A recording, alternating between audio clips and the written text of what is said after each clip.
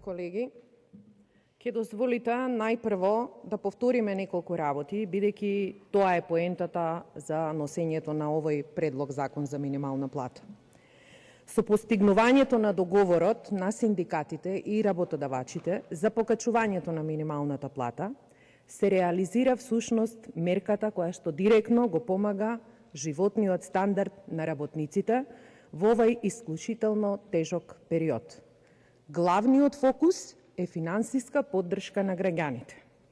Голем број на работници во различни индустрии, зборуваме за бројка повеќе од 80.000 работници, почнувајќи од март, ќе земаат плата 18.000 денари, односно 61,8% од просечната плата во земјата. Оваа сума преведено значи раст на нето платата за околу 45 евра месечно. Воедно, постигната е согласност за промена на критериумите за методологијата за годишно усогласување на минималната плата со 50% од годишниот раст на просечната плата и 50% од растот на трошоците за живот.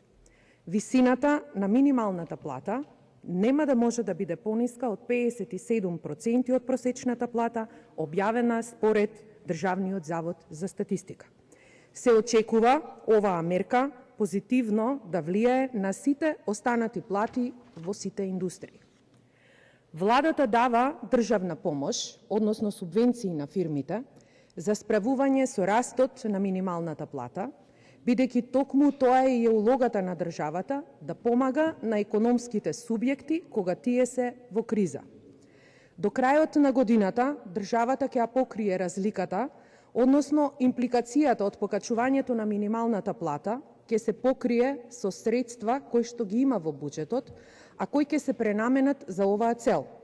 Станува збор за средства кои што ќе се обезбедат од посебна програма за финансирањето на покачување на платата, како и средства кои што се дел од мерките за справување со кризата.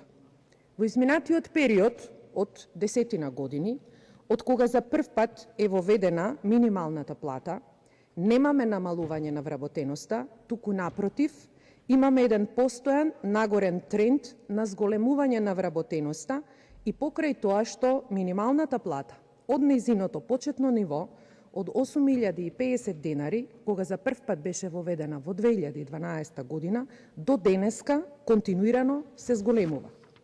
Значи, зборуваме не за негативни, туку зборуваме за позитивни ефекти од зголемувањето на минималната плата. Растат продуктивноста, а со тоа расте и економијата. Не се отпуштаат вработените, не се намалува профитабилноста на фирмите. Единствениот ефект е дека кога ќе се зголеми минималната плата, фирмите стануваат попродуктивни и тоа е логично затоа што доколку се зголеми платата на работникот, тогаш тој се чувствува позадоволен, помотивиран и секако ќе стане и попродуктивен. Практично една од причините зошто и продуктивноста е лоша во долг период наназад се токму ниските плати и незадоволството на работниците од нив. Согледувајќи економската ситуација во која што се наоѓаат сите граѓани, предизвикана од глобалната здравствена и енергетска криза, покачувањето на минималната плата е повеќе од потребно, особено ако се знае дека ваквите покачувања предизвикуваат и зголемување на сите плати и во приватниот и во јавниот сектор. Целта е секако вреднување на трудот, добро платени работни места, искоренување на сиромаштијата, задржување на работниците, на нашите граѓани во државата, бидејќи тие се капацитетот кој го обезбедува и растот на производството во фирмите кои што се во државата. Битно е да се задржи животниот стандард, за да не се продлабочува сиромаштијата. Зголемувањето на минималната плата во голема мера може да ја зголеми платежната моќ кај најниско платените работници и да влијае на подигнување на животниот стандард. Економскиот пораст е добар, но тој не може да завршува само кај газдите, односно собствениците на фирмите. Мора дел од тој пораст да завршува и кај работниците. Токму за да се заштити животниот стандард на најниско платените работници, неопходно е покачување на минималната плата, односно да се следи чекорот на порастот на цените. Владата точно ги замрзна цените на основните продукти, меѓутоа факт е и дека има покачување на енергенсите. Ако нема покачување на платите, сето тоа ќе влијае врз стандардот на граѓаните, особено на посиромашните граѓани, и со тоа повторно ќе се зголемува сиромаштијата. Во кризни услови, како што е во моментот, економската криза која произлегува од пандемијата, работодавците се исто така погодени од неа. Меѓутоа, државата интервенираше со пакет на мерки, со кои што успеа да се задржат и значителен број на работни места, меѓутоа да се помогне и директно на компаниите, за да можат да преживеат компаниите во овај тежок период. Зголемувањето по однос на платите во администрацијата, и вчера говорев на реплика на моја колешка, сега повторно ќе повторам. Треба да оди заедно со зголемувањето на продуктивноста на трудот, што треба да резултира со поквалитетни административни услуги кон граѓаните. Кога зборуваме за зголемување на платите, значи мора да зборуваме за диалог. Диалог за зголемување на платите, меѓутоа и за зголемување на продуктивноста на трудот, бидејќи јавниот сектор е платен од даночните обврзници, од сите граѓани, особено од оние кои што работат во приватниот сектор, и треба и услугите кои што ги добиваат да бидат секогаш на повисоко ниво. Ке дозволите една изјава на политичката партија ВМРО-ДПМНЕ, која што ја има дадено, и е следната, ке цитирам. Владата и Социјалдемократскиот сојуз на Македонија да не бараат оправдувања, да ги зголемат платите и да дадат поддршка на стопанството. Ние ова ќе го поддржиме.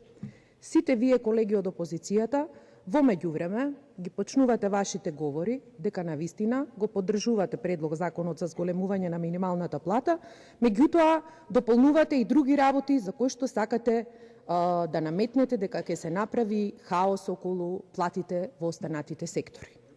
Сега бидете љубезни да прокоментирам две изјави кои што се од видни луѓе, кои што мислам дека навистина ги познаваат економските состојби во државата, високи функционери во партијата, например господинот Славевски, јас се извинувам што ќе го споменам, меѓутоа неговите изјави се јавно достапни, каде што тој говори дека доколку се зголеми минималната плата, тоа ќе биде на голем трошок и голем терет на фирмите и дека тоа не е одржливо и дека тој се спротиставува на тоа и дека методологијата не е соодветна, така натаму и дека треба работодавачите да бидат оние кои што фактички ќе ја утврдуваат истата.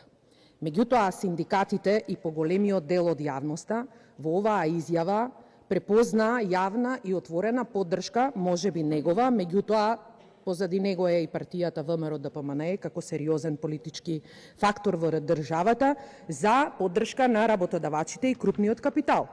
Сега соочени веројатно со крајниот негативен ефект од изјавата на поранешен министер за финансии и актуелен председател на Совет во градот Скопје, партијата излезе со соопштение во кое што се огради од изјавата на нивниот долгогодишен висок партиски и државен функционер, дека ставот на господинот Славевски е негов личен став.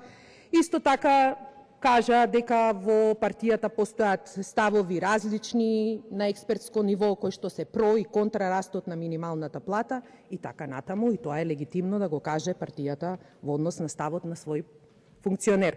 Меѓутоа останува прашањето кое што виси во јавноста, дали навистина постојат различни мислења до толку во партијата по прашањето за покачување на минималната плата, или тоа е само обид да се намали револтот кај граѓаните, заради тоа што овдека граѓаните препознаа од изјавата на вашиот висок функционер дека всушност вие сте на страната на работодавачите, а не на страната на работниците.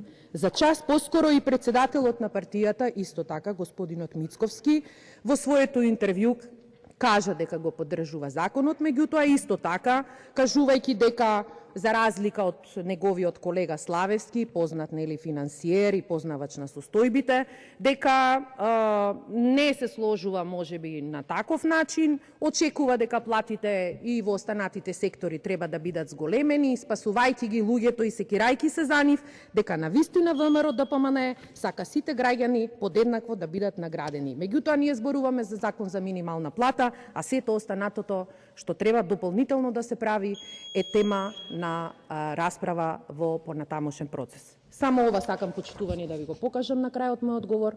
Ова е графиконот кој што покажува од 2011 до 2021 година како се движи минималната плата и ова е показател дека работите се движат во позитивен правец.